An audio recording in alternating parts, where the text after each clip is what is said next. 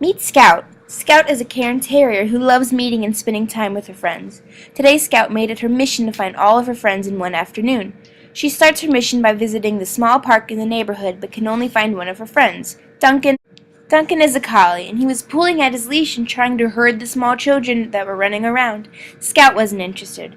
She preferred playing, but what her masters called terrorizing, with the neighbors' chickens. Scout continues on her journey. She visits Sporting Road to see if she can find Goldie. Scout listens for a minute and hears happy barking and laughter. She knows it must be Goldie, so she runs to the source of the noise. Goldie is playing with her little humans, chasing rubber balls and returning them to chase them again. Scout knew her friend well and knew that this was her favorite sport.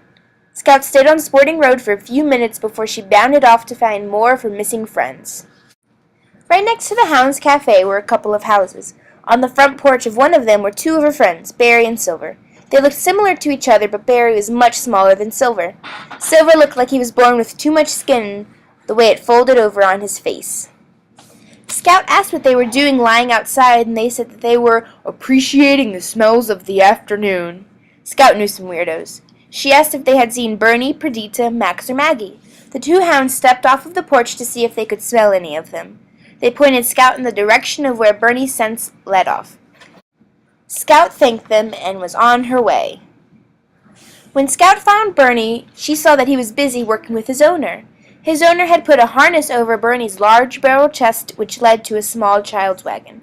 The owner was keeping Bernie close to his side because he was collecting firewood and putting it in the wagon.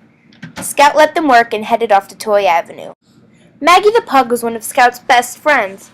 Although she didn't appear to have a strong personality to many people that saw her, Maggie was very friendly and easy to get along with.